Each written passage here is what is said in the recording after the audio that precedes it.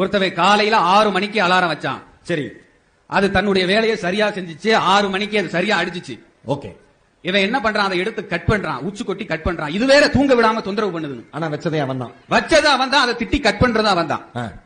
அம்மாவாசை அன்னைக்கு அகத்திக்கீரை கட்டை எடுத்துக்கிட்டு மாடு எங்க இருக்கோ அந்த இடத்துக்கு போய் இவன் தேடி போய் கொடுப்பான். சரி, அதே மாடு மறுநாள் அவன் போற வழியில குறுக்கால வந்தா சீ அந்தாண்ட போங்கிறான். சாப்பிடுங்க சாப்பிடுங்கிறான். மறுநாள் வந்து சீ அந்தாண்ட போங்கிறான். கொடுத்தது அவன் தான், விரட்டுறது அவன் தான். கரெக்ட் தான். 120 ரூபாய்க்கு ஒரு இளநீர் பாயாசம் வாங்குறான். பயந்துட்டேன் விலைய சொன்னோன்னே. என்ன இம்மா விலை விக்கிறாங்கன்னு விமர்சனம் பண்றான்.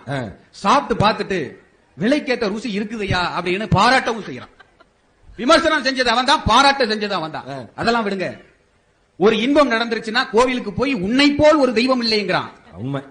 ஒரு துன்பம் நடந்துருச்சுன்னா நீலா ஒரு தெய்வமானு கேட்கிறான்.